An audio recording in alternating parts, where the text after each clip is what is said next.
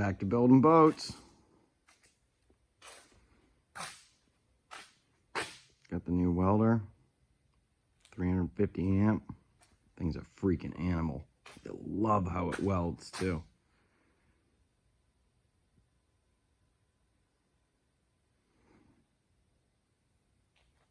Super happy.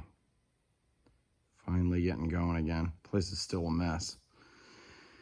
Hard to put stuff away when you don't have any place to put it yet. But things are getting there. Big time. The bandsaw set, it's my bench right now.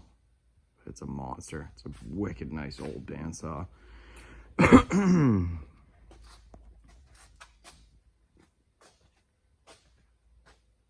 like the lines and stuff. I have to get new rubbers for the wheels before I can run it. So it's pretty much a bench right now. But got the 3-phase in. Everything's hooked up there. I haven't fully wired the shop yet because it's just time. And wire's really expensive right now. So I did bare minimum. But we're up and running. Got a nice pedestal grinder in the shop buyouts that came with the other stuff. And a hydraulic hose press with all the dies. That's the original Madman Marine 15 mold. And the first aluminum being built in the new shop. So, pretty psyched about that. Oh, let's see.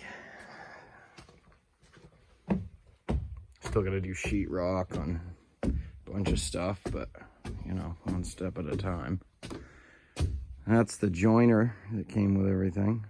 It's 8 foot by, I think it does a 16-inch cut, 20-inch cut. I can't remember. It's right around there. And then a 20-inch by 6-inch planer. I thought it was 24, but it's 20. It's a nice planer though. And a couple sets of blades. And I don't know if you can see it from here on the bandsaw.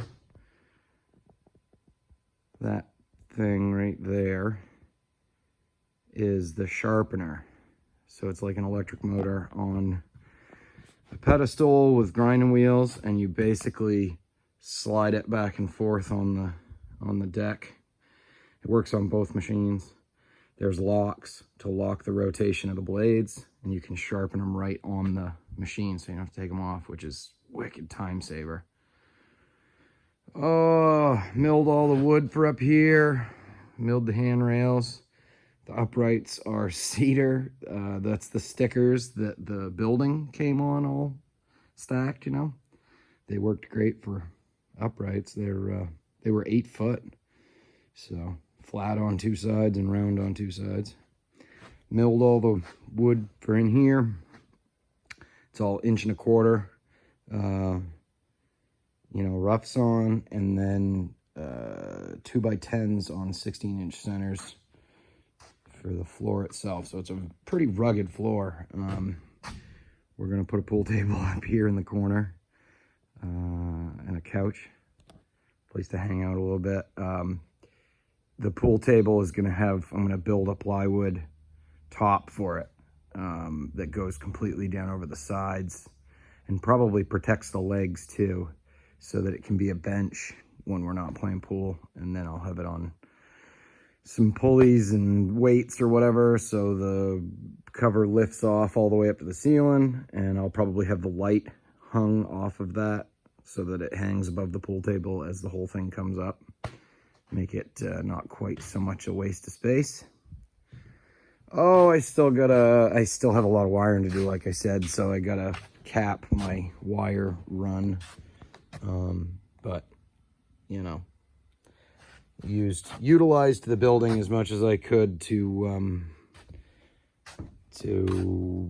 you know, run all the wiring and stuff like that. Tried to put stuff in, you know, where it goes through so that it's a little more protected, like that. But yeah, all in all, we're getting there. loving the new shop. Still working out the logistics of getting the press brake here that I just got, but it's a 8-foot 45-ton press brake, and I'm pretty sure we're gonna put it right over there in that corner. Man, I've always wanted one. Didn't come with much tooling. It's only got like a small, like a short set of dies to go with it, but I've been searching on eBay and whatever. I'll see if I can find some dies for it. I found a bundle in Michigan, but it's like 1,000 miles each way, so I don't know if that's gonna work. It was only $1,400, and it was like over a ton of press brake dies, all different shapes and sizes, and they were all for an 8-foot brake. So the guy only wanted $1,400 for it, so it might be worth driving over there to get it. I don't know, we'll see. Got a bench built over there, a little bit of sheetrock behind it. We left the sheetrock out behind the saw because it kind of goes in back farther because it's quite a long base that it's on. But down there we are going to stud the wall all the way around to the door, and then that's going to get metal roofing down, silicone to the floor so that we don't have to worry about sparks. Do a lot of welding over that corner. I'm going to build a new 10-foot welding table, and then under that cover is the milling machine. If you can kind of get, well, I got a bunch of stuff on it. You can't really see it, but it's an old school one. The head doesn't nod, but it'll work for now. It's getting pretty clapped out, but it came with the buyout, so I'm going to use it for now, and I'll probably start looking for a closing milling machine. Got the lathe all hooked up. Just actually did a oil change on it yesterday. This uses that's a sump down there, and it actually has a gear pump, so it's pressure lubricated, and then like a 1.5-inch drain hose that goes back into the tank. So what I had noticed was that there was no oil in the sight glass up there. I turn it on. See, you can see the oil coming up through. And then let's see.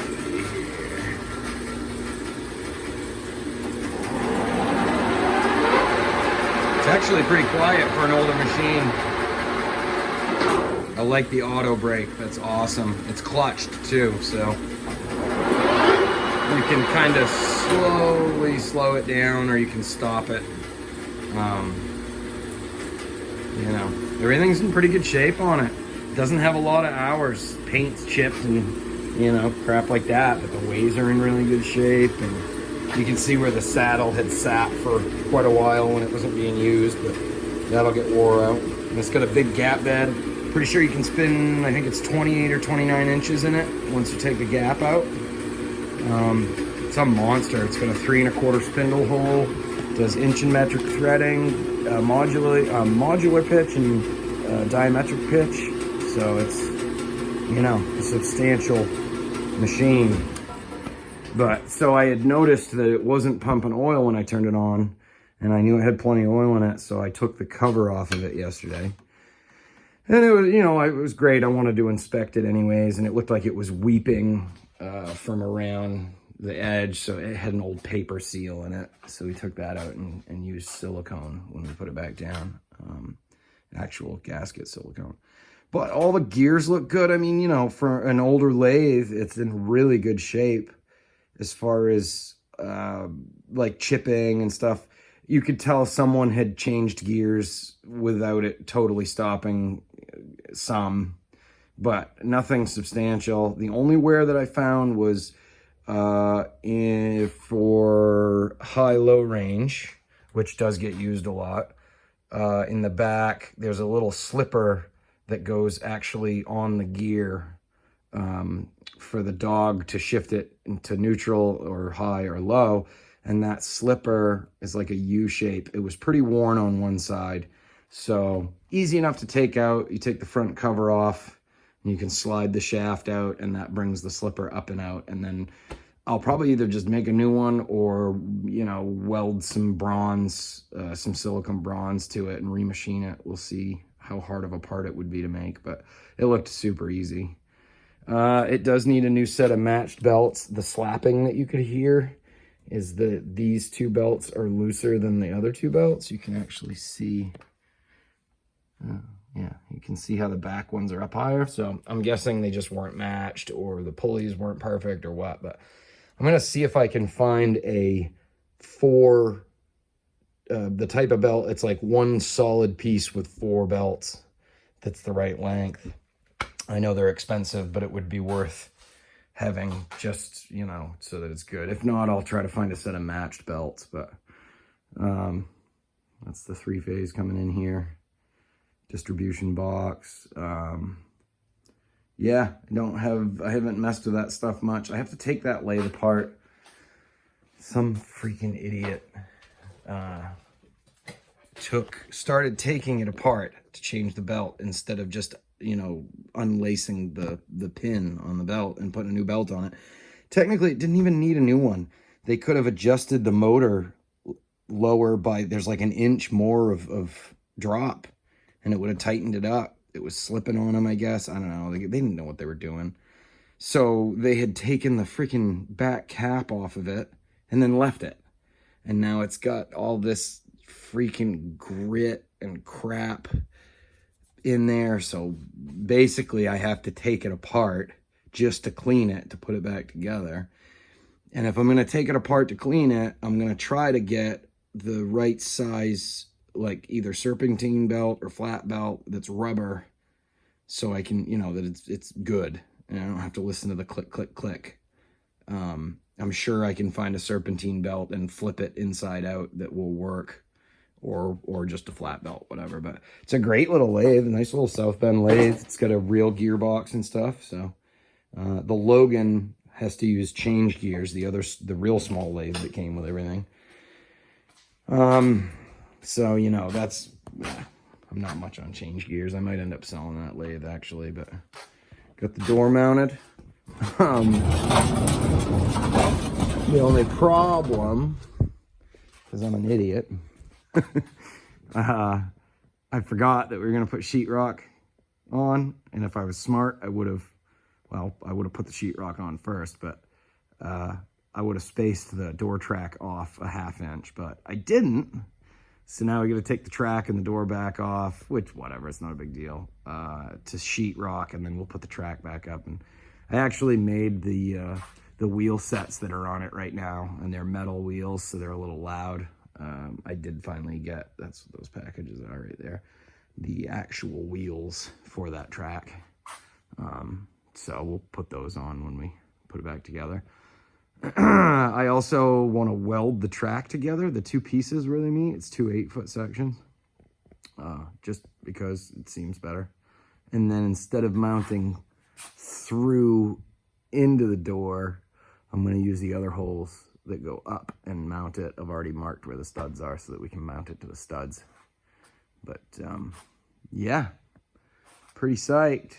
Oh, I should show you guys this. Another awesome, well, okay, so the other stuff that I got that nice box. It's got all kinds of shelving in it, so I'm going to use that for like drill bits and end mills and stuff like that. This stuff is wicked cool. So it's a little dark back here, but look at the size of these taps and dies. This all came with it too. Full set of wrenches. I mean, these freaking wrenches are ridiculous. That right there. See if I can stand it up so you can see it. Oop, if I don't fall over. I mean, that's like a 40-inch tap wrench. And they're all Greenfield, like top quality stuff. You can't get stuff like this anymore. Came with a couple of the smaller handles, and then the big mama handles to go with the adjustable dies. Little Giant. But, and then all the small dies. I mean, it's crazy that a die holder that size goes all the way down to 1/4 inch. And then it also came with a full set each. So there's 3. There's a starting, regular, and a bottoming tap of each one. That one is, let's see, 1 3/8". So that's not even the big one. I think that's a big one right there. That one is 1.5", 6". Just beautiful stuff. And they've hardly been used. So that's the big tap and die set. Oh, what else did we get? The awesome little 7-inch shaper. Rotary table. That stuff's for the big lathe. Came with a nice 3-jaw and another mounting plate. Some tooling, stuff like that. That is a dead center for that awesome indexing head. Needs to be cleaned up, but everything works. It's a fantastic indexing head. Really good quality. Those are all the dies for the hydraulic hose press. All this tooling and stuff came with the lot. Oh, what else is cool? Let's see. We'll go back here. I was really hoping that they'd be taps and dies in with everything, and there is tons of taps and dies. Thousands of dollars of taps and dies. These are all tap and die kits. So, like, if I can get it open one-handed. Oh, come on, I gotta put you down. There we go. Velvet box. Just nice stuff. I think this one's Greenfield. I can't remember. Oh, let's see if we can see it in the light here.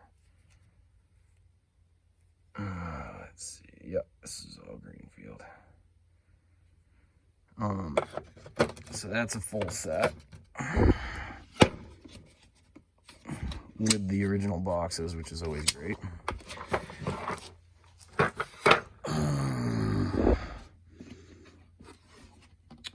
That's a full set. It's another Greenfield set. That's the dies, and then underneath is the taps. It's missing, I think, 2 taps and a handle, which is no big deal. I might try to find them on eBay just to complete the set. And then this one's pretty cool too. This is a bigger one. This one's got all adjustable dies, like the really big stuff. But this goes down to like thread cutting size, machine screw cutting sizes. So pretty small. It's all in, you know, pretty good shape, all in all. Most of it's like hardly used. And then, I mean, there's stuff like this. Brand new end mills. They're the cheesy ones, but, you know, use them and break them. It's not right here, but oh yeah, it is. Never mind. So full set of really nice machinist levels. All the vials are good. You know, this one's like super, super accurate. This one's got the, each division's, I can't remember. It's really, really small, and it's so accurate. It's almost impossible to hold the bevel level. But yeah, so there's a surfacing plate, dial indicator, stare it button, dial indicator. Let's see, there's some adjustable parallels, a telescopic bore gauge, bunch of V-blocks, stuff like that. Oh, calipers, micrometers. These are all full of, you know, smaller dies or taps. and like end mills and more tabs and more tabs, and well, some of them are empty, but more end mills. This one's got like, tool steel and carbide in it, big ones, little ones. You know, lots and lots of stuff that would cost me a ton of money. Diesel injector pop tester. Not sure if I'll use it, but it's good to have for any rebuilds I do. Get out of this dark corner. This is gonna be a little bit of a longer video. Oh, let's see. That pedestal grinder, that Logan lathe, those two toolboxes with tons of stuff in them, sharpening stones, measuring stuff, end mills. This stuff was all with it. Lots of inserts and stuff. More small taps. These are all brand spanking new. These are, like, none of these have been even taken out of the box. See if I can pull that out of the box. Oh yeah, and I dump them all out. But I mean, these are, you know, each one has a starting, regular, a finishing, and a bottom tap in them. And they're all, you know, Greenfield, High Pro. There's Vermont. I mean, Morris, tons of really good stuff. That was all my stuff. This one had boring bars and tire spoons. I mean, just lifetime of good stuff. This toolbox came with it too. You know, all the way up to, I think that's 1.5 inches. These are all Morris taper bits for the lathe, so this box will go next to the big lathe. A bunch of them need to be cleaned up, but you know, they're still in pretty good shape. Mandrels, Morris taper reducers. So there was a bunch of there's a bunch more of these. Not a bunch, there's probably 6 brooches, and some of the sleeves. I'll make more sleeves, it's not a big deal.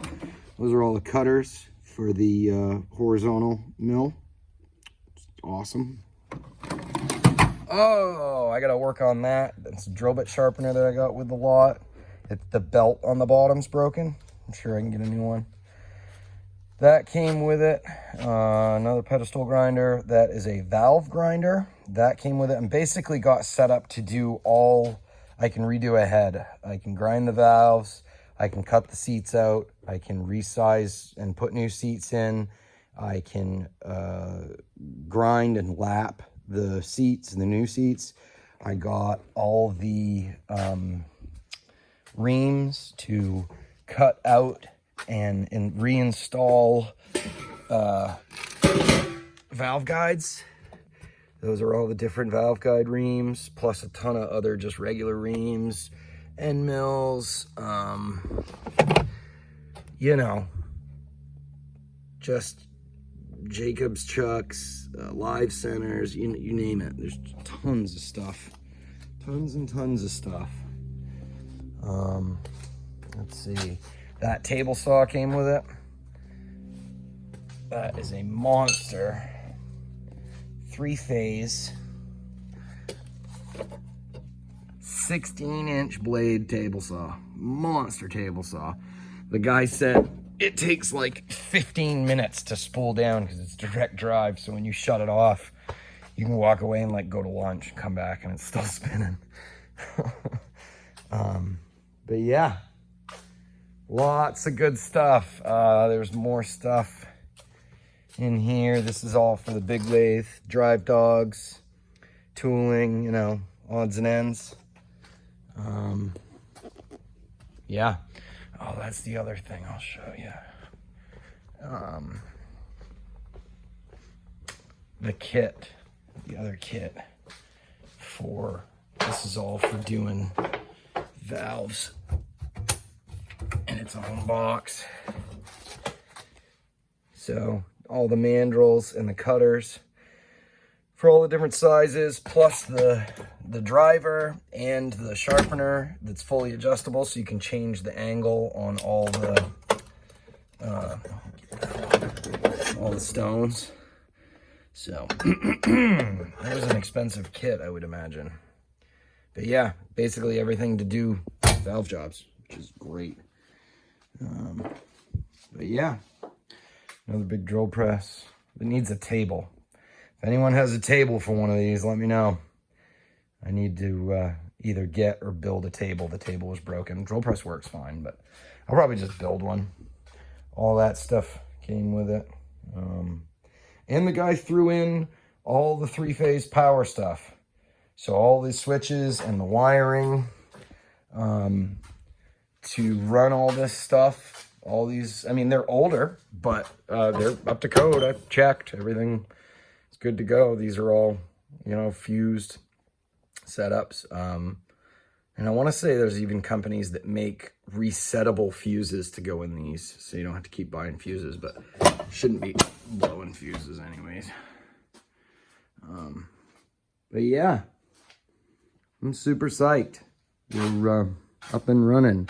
That big fan came with it. So many odds and ends. Pretty psyched to be able to do hydraulic hoses too. That's going to be great. Something's messed up with the valve body on it. It still goes up and down, but it doesn't make hardly any pressure. So I'm going to try to fix it. If I can't, I have a 10,000 PSI Temco air over hydraulic setup. The machine doesn't care where it gets its pressure. So I'll just get a regulator to bring it down to 5,000, which is what this runs at, and use that instead. And that I got that to run my Temco hydraulic cylinder. It's one of those hollow, I think it's a 20-ton cylinders that unfortunately we only got to use once because I got it right before the fire. It was up close to the door, so it got hot, but it didn't get wicked hot. There's still paint on it down here. I literally had it for like 2 weeks. We used it once to pull the pin for the bucket on my excavator and had to, you know, I'm going to have to rebuild it. I imagine it melted the seals. I did hose it down with oil afterwards, so it's been, you know, it's not rusty inside, hopefully. I have a new fitting for it, and I messaged Temco on eBay, and they were super awesome. They realized that I just bought it. I sent them a picture of it, and they sent me a brand new seal kit for it, free of charge. So stand-up company right there. They didn't have to do that. It was like a $50 seal kit.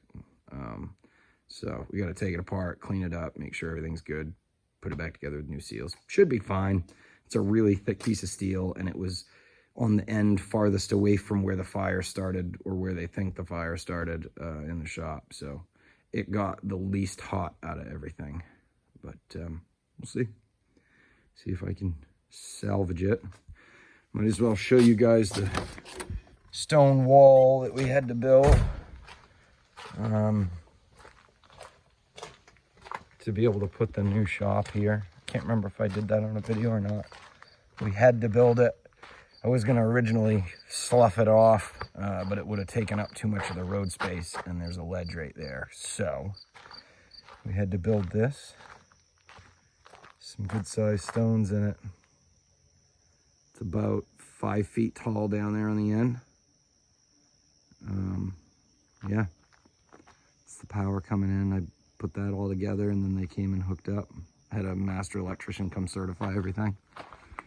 So got to tear that place down. Just haven't had time to get to it. But yeah, that's that. It's the shop's new boat I just got done building. Got the hull for $1,500, and they had just freshly all gripped it. I painted the bottom and reinstalled the console and built the T-top for it, minus the uprights. Got the uprights off of the scrapyard for $100. Brand new, never been installed. Put everything on it, GPS, wired it up, new radio, all that stuff. Outboard bracket. 225 Yamaha 4-stroke. Looks like a brand new motor, but that's a 2002. Just got done painting it, messing around at night, put new decals on it. It's in really good shape. Having a little bit of a fuel issue with it right now, but I think it's just plugged up filters and yada yada. So I got a bunch of crap coming for it. It's like a couple $100 worth of, you know, filters, and I got high pressure and low pressure fuel pump, basically all the filters, set of spark plugs. So fun. Hoping for mid 50s out of it. That'd be great. But the roof came out nice. I fabricated all of that and had to put that in between piece right there. It's just like a plate with another plate. And then I mounted everything on rubber. So it takes the ring out of the aluminum. I did a hard top. I mean, you never know. We might have to get up there someday. So, you know, a lot stronger than a canvas top. But what little ride I did get out of it it seemed very solid. It's all mounted to the console too, and then the console's mounted, hard mounted to the boat. So, yep, fun. Anyways, the new shop. Back up so you can see it.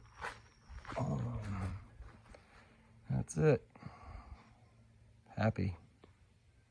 Back up and running. Over and out.